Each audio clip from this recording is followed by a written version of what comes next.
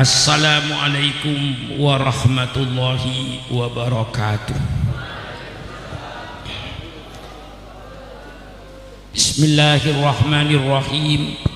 Alhamdulillahi rabbil alamin. Wassalatu wassalamu ala ashrafil anbiya'i wal mursalin, sayyidina wa habibina wa syafi'ina wa maulana Muhammad wa ala alihi wa ashabihi ajma'in. Subhanaka la ilma lana illa ma 'allamtana innaka antal alimul hakim. La haula wa la quwata illa billahil aliyil azim. Amma ba'du.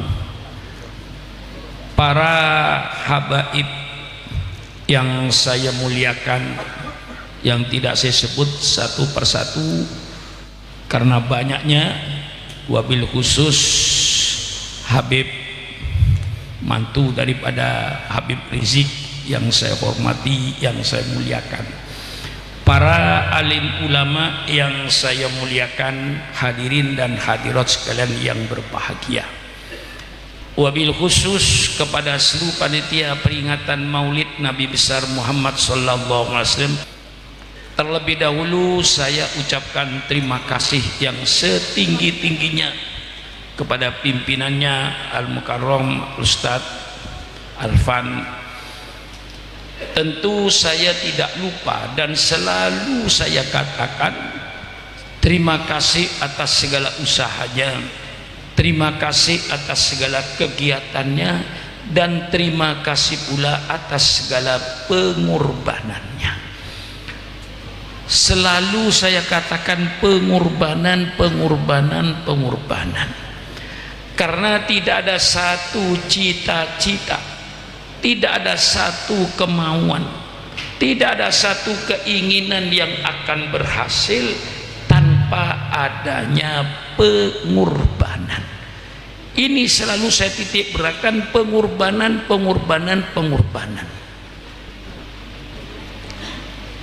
Dalam rangka untuk menghidupkan agama yang kita cintai ini.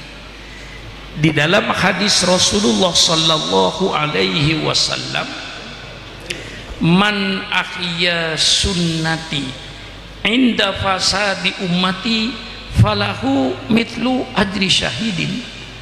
Barang siapa yang menghidupkan sunnahku, artinya barang siapa yang menghidupkan agamaku di tengah-tengah kerusakan umatku, maka pahalanya sama dengan pahalanya orang yang mati syahid di medan perang.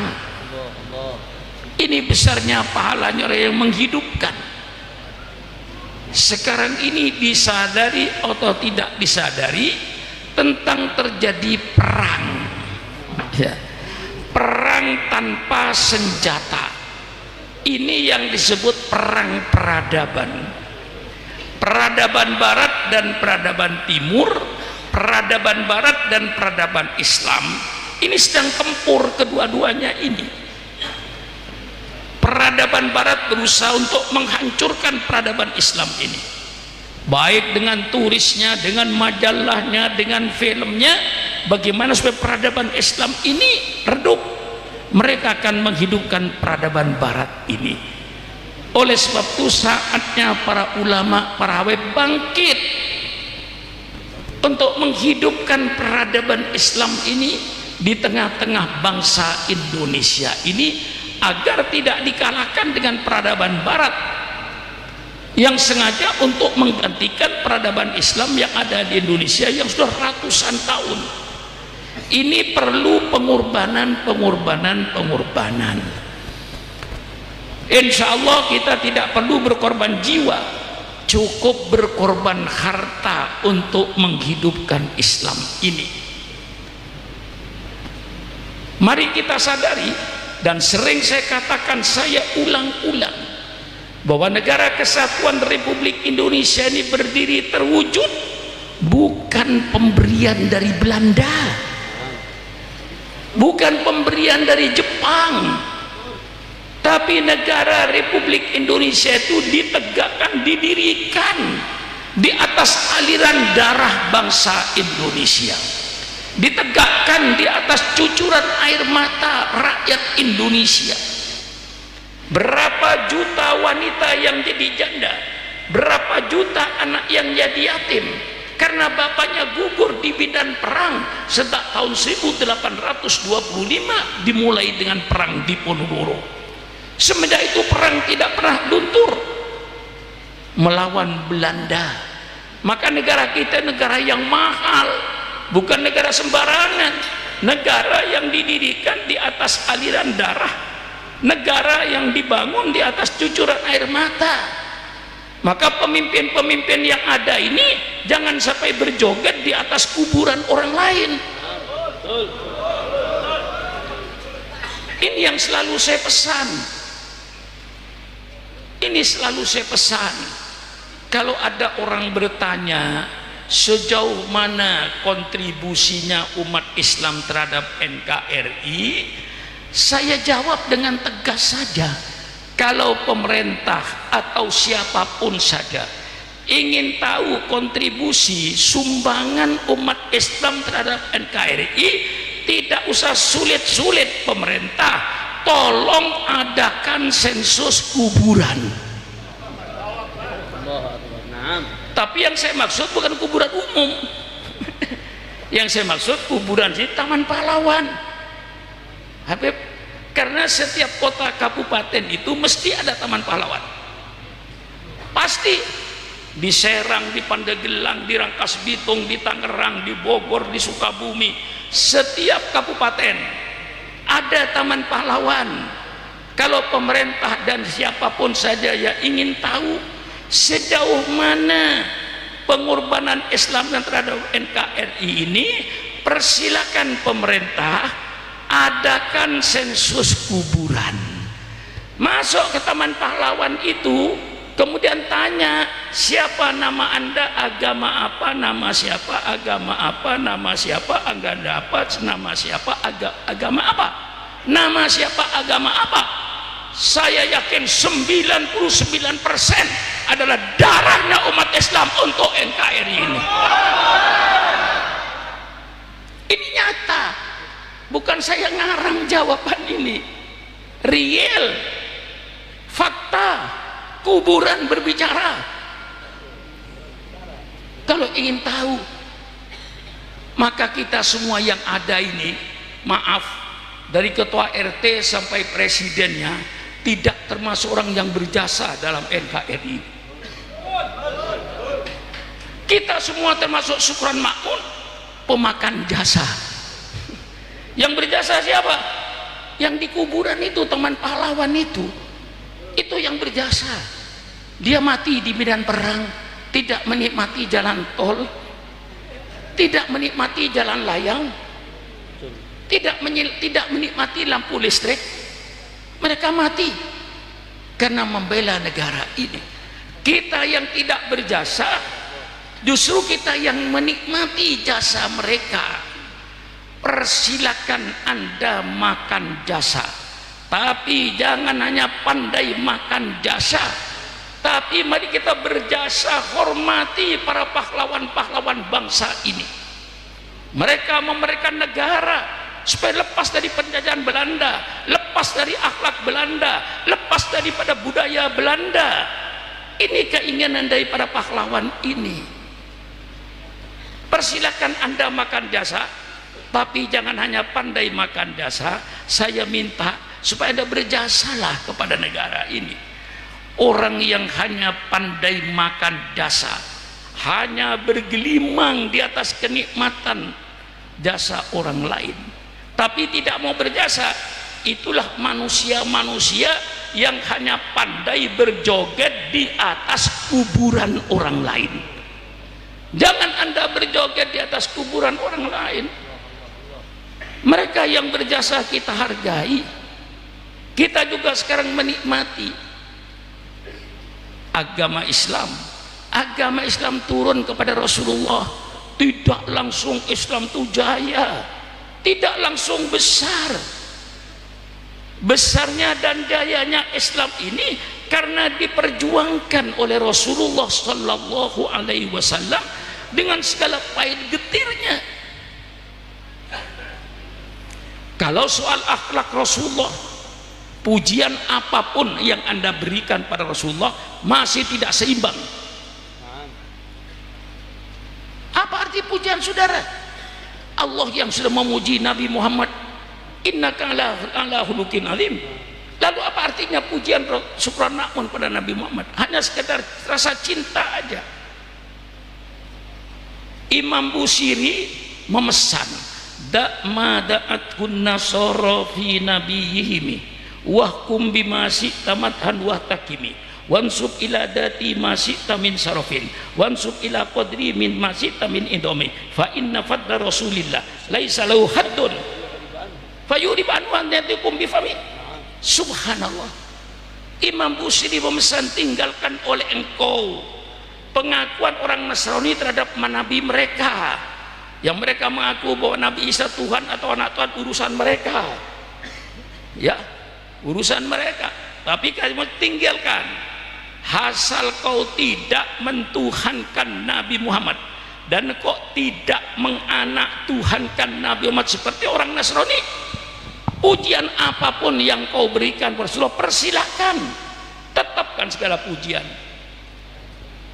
Di samping kita memuji akhlak Rasulullah yang tidak ada batasnya, mari kita kaji penderitaan Rasulullah ini supaya kita sadar bahwa kita sekarang yang hidup ini, termasuk saya, Masya Allah Habib, diundang orang belum pidato sudah dikasih makan, dikasih buah-buahan, turun di lapangan terbang Singapura langsung dijemput, turun di lapangan terbang Banjarmasin, Masya Allah. Syukran makmun sekarang itu nikmat di atas penderitaan Nabimu.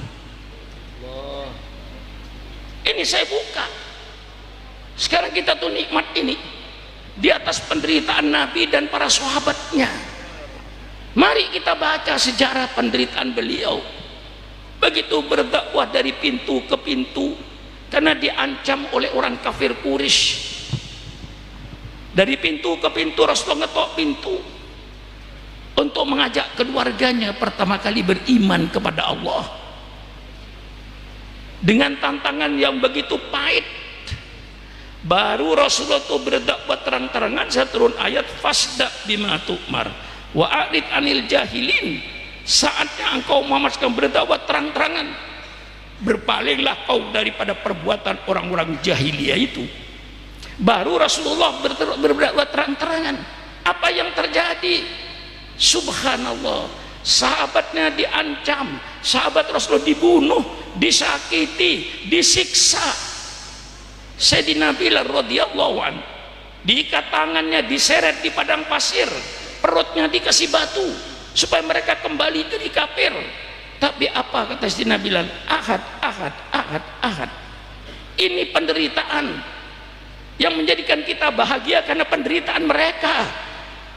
Ini selalu saya katakan supaya kita ini menyadari, sahabat Rasulullah dibunuh, diancam, diintimidasi, tapi nyatanya kekerasan tidak mampu untuk memadamkan api Islam.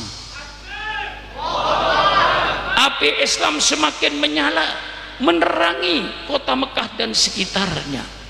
Dirubah lagi politiknya dengan politik embargo ekonomi, dibekot ekonominya.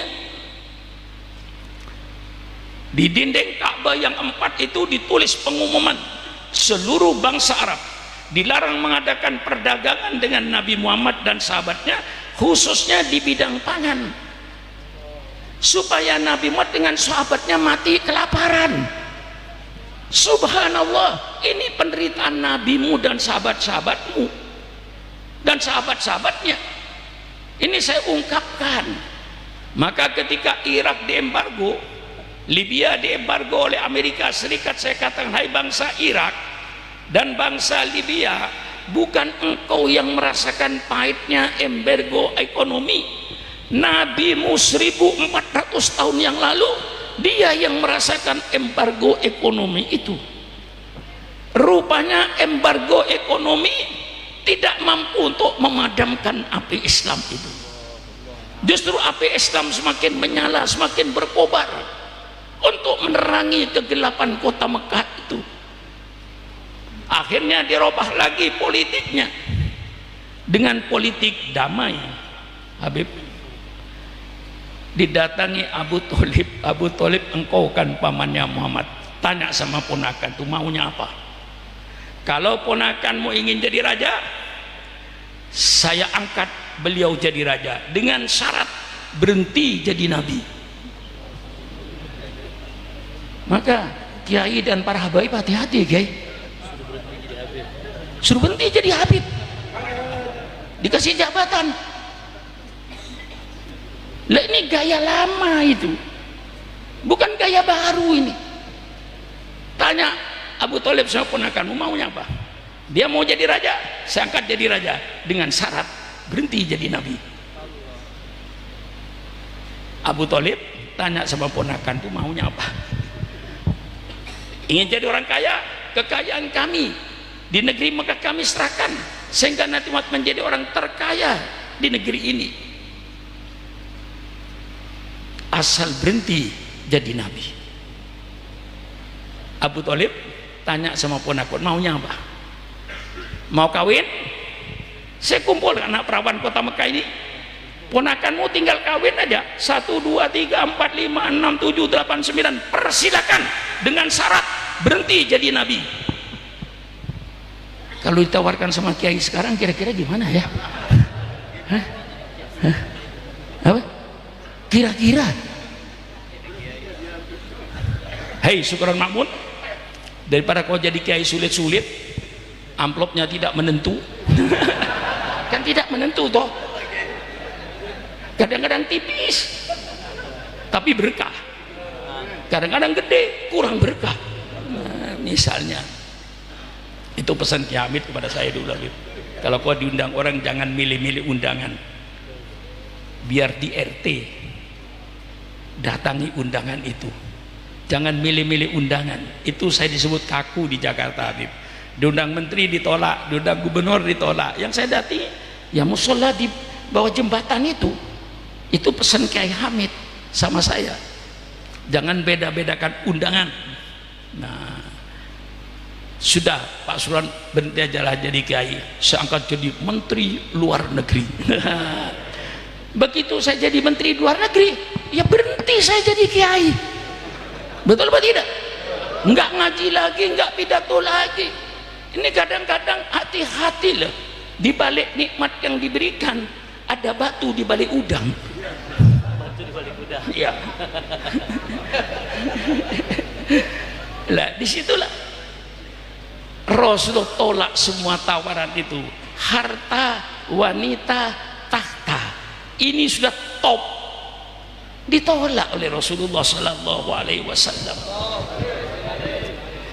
Dengan kekerasan gagal, embargo ekonomi gagal, diajak damai monstrasi kedudukan tahta, wanita, harta gagal. Apa yang terjadi ketika itu? Wa id yamkuru bikal ladina kafaru liyuthbituka aw yaqtuluka aw yukhrijuka wa yamkurun wa yamkurullahu wa huwa khairul makirin. Mereka menekan rapat di Darun Nadwa. Saudara yang haji, kira-kira tempat itu 50 meter dari Pancoran Mas itu dijadikan tempat rapat. Ketika mereka rapat hanya untuk mengatasi gimana menyetop gerakan Muhammad ini.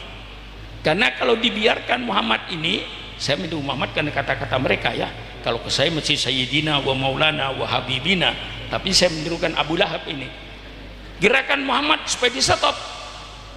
Kalau tidak disetop, dia masuk desa, keluar desa, masuk kampung, keluar kampung, lidahnya manis, akan besar nanti pengikut agama kita akan hilang. Rapatlah di Darun Nadwa yang dalam tafsir Tobari dihadiri oleh iblis dari Najd, berupa orang yang bersih gagah ikut hadir. Keluar pendapat bagaimana cara untuk membendung gerakan Muhammad ini. Kata Abu Lahab, tangkap saja, masukkan penjara. di suatu rumah, kunci dari luar, tidak boleh keluar, kasih makan. Si iblis angkat tangan, tidak ada gunanya kau menangkap Muhammad masuk penjara. Mengapa? Dia bangsa Quraisy, bangsa yang dimuliakan di daerah ini, dan dia bangsawan, pasti akan dibela oleh sukunya nanti. Tidak ada gunanya. Au yukhrijuka. Ini dalam Al-Quran. Abu Lahab berkata, usir saja Muhammad ke luar negeri. Apa kata iblis? Ini bahaya. Usul ini, kalau Muhammad diusir ke luar negeri, nanti di luar negeri dia banyak pengikutnya. Begitu banyak pengikutnya, negeri kami diserang dari luar. Bahaya ini usul. Ditangkap gak ada gunanya, Habib. Diusir ke luar negeri berbahaya. Abu Jahal berkata, bunuh saja Muhammad. Ini yang benar. Coba, ini saudara penderitaan nabimu. Di samping kita berbicara soal akhlak beliau, saya ceritakan ini pahitnya nabimu dalam berdakwah ini. Pergi ke Taif, bukan dihidangin buah anggur, buah apel, lengkeng, ditimpukin batu sehingga Rasulullah luka.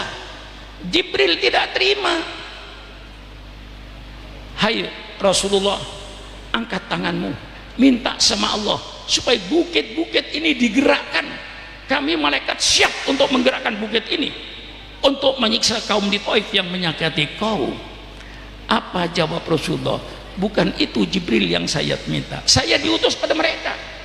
Kalau mereka mati, siapa? Pada siapa saya diutus? Allahumma hdi qaumi fa innahum la ya'lamun.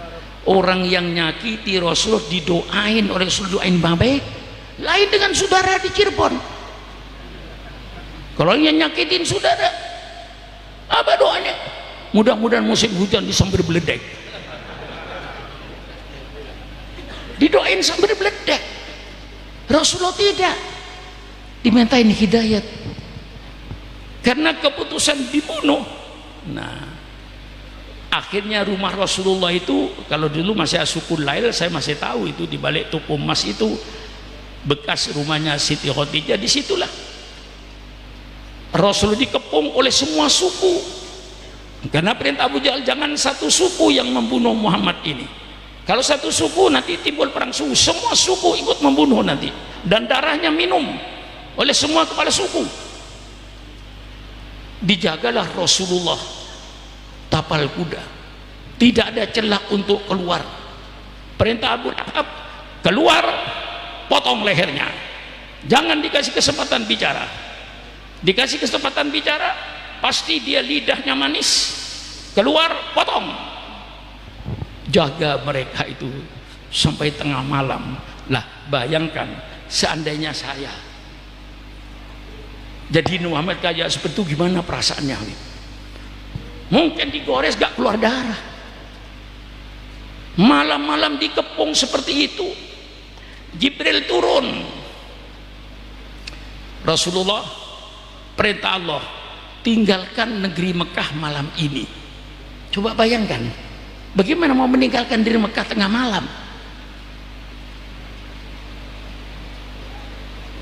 Daerah, kota yang dia cintai,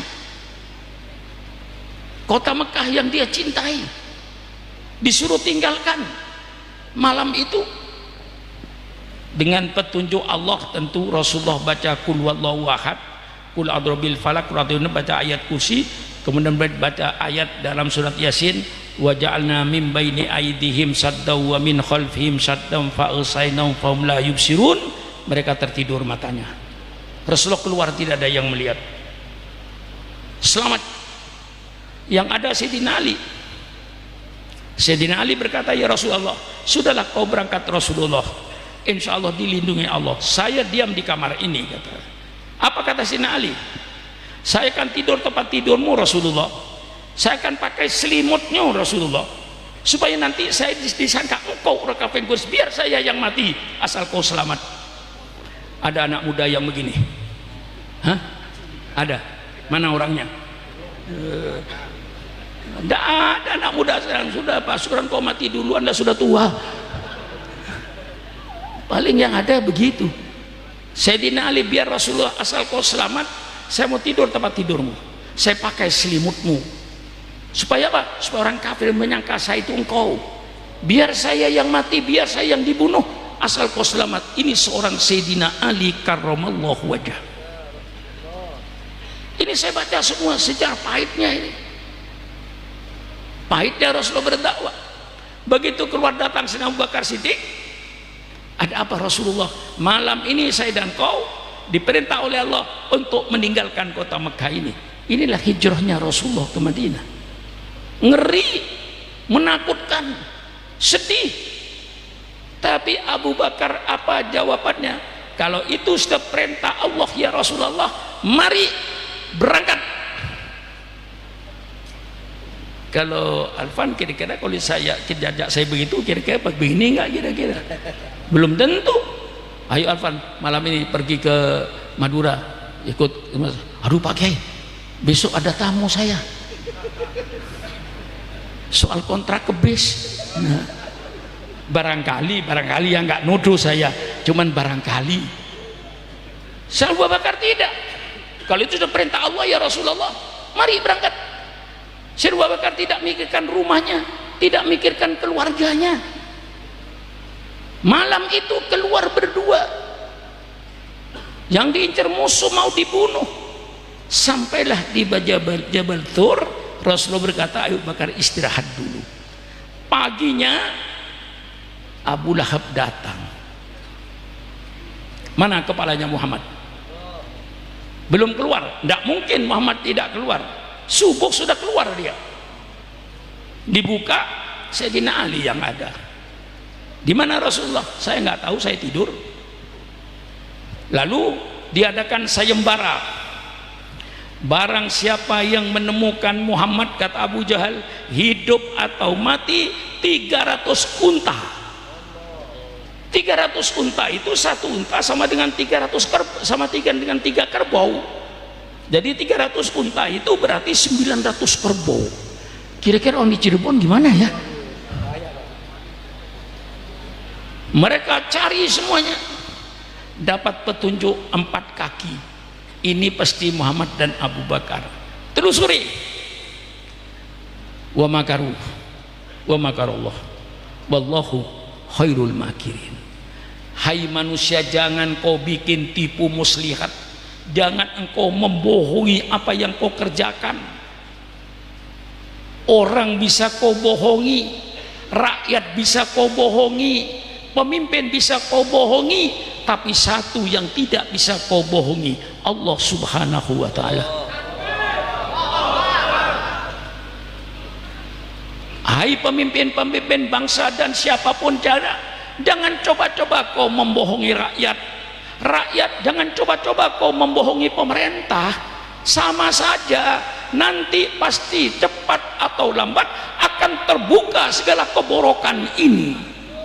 Nah, iya, akan terbuka. Sekarang mulai terbuka keborokan-keborokan yang berbuat dolim kepada siapapun saja. Tidak ada di antara orang madlum dengan Allah laisa hijab. Tidak ada tabir. Orang yang didolim pasti dibela oleh Allah, cepat atau lambat pasti dibela. Dan orang yang berbuat dolim nanti dia akan pasti terbuka kedolimannya. Sekarang sudah mulai terbuka kedoliman orang-orang dolim. Nah di situ saudara-saudara. Nah, wa makaru wa makarallah. Allah perintahkan laba-laba, bikin sarang kau yang rapi. Merpati kau bertelur. Begitu orang kafir Quraisy mau masuk melihat lubang gua, semuanya teriak kompak. Tidak ada orang, tidak ada orang, tidak ada orang balik.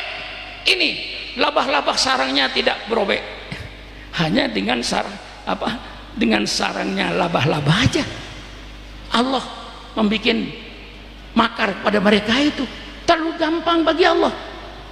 Merpati bertelur. Sayyidina berkata, ya Rasulullah, seandainya orang kafir Quraisy itu melihat kakinya sendiri, pasti melihat kami. Idhuma fil war idh qala li sahibihi la tahzan innallaha ma'ana. Satu-satunya sahabat Abu Bakar lah disebut di situ, la tahzan innallaha ma'ana. Maka semua para sahabat ini orang-orang yang setia pada Rasulullah. Abu Bakar orang yang setia Rasulullah, Sayyidina Umar setia Rasulullah, Sayyidina Utsman, apalagi Sayyidina Ali. Di samping sahabat Rasulullah, beliau mantu, sampai mantu ponakan. Masya Allah. Jadi kita orang ahli sunnah wal jamaah ini mencintai sahabat Rasulullah dan mencintai ahli bait. Jangan dipisah-pisah. Kadang-kadang sok-sok cinta ahli bait, Abu Bakar dikafirkan, Umar dikafirkan. Betul lah, Beb? Enggak usah disebut. Enggak usah disebut, sudah tahu semua ini, Habib ya. Kita orang ahli sunnah tidak begitu. Orang ahli sunnah mencintai sahabat Rasulullah dan mencintai keluarga-keluarga Rasulullah. Bagaimana mengaku umatnya Nabi Muhammad kalau tidak mencintai keluarganya?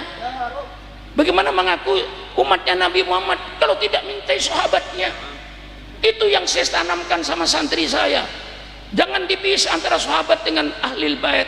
Satu, ahlil bait ya kita cintai, sahabat ya kita cintai. Ini ahli sunnah wal jamaah. Lah di sini saya baca penderitaannya. Akhirnya setelah 3 hari berangkat Rasulullah, ya panjang ceritanya hijrah ini, cuman saya singkat. Inilah Rasulullah pindah ke Madinah dengan segala penderitaannya.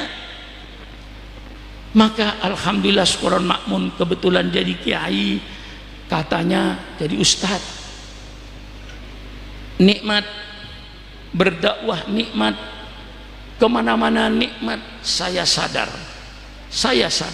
kenikmatan saya ini berada di atas penderitaan Nabi saya dan sahabat-sahabatnya.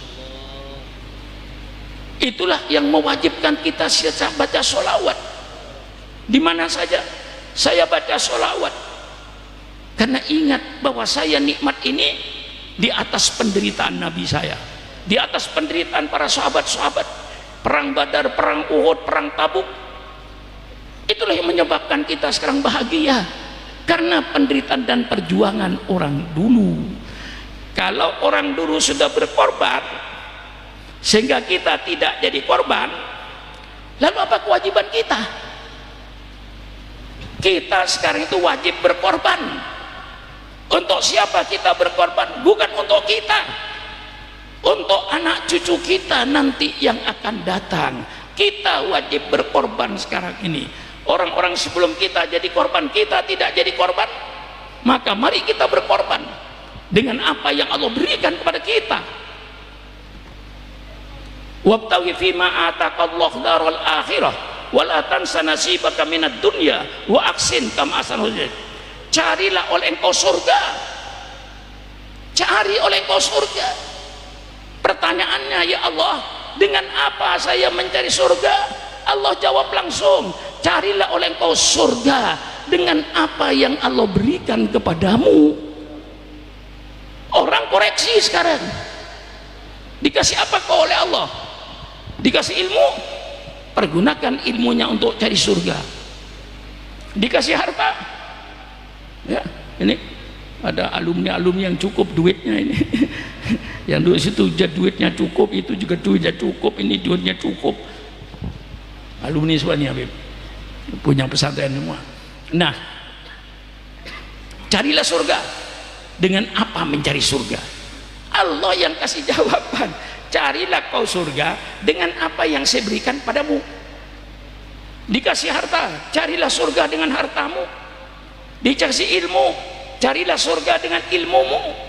Dikasih kedudukan jabatan, kebetulan jadi bupati, jadi gubernur, carilah surga dengan jabatanmu.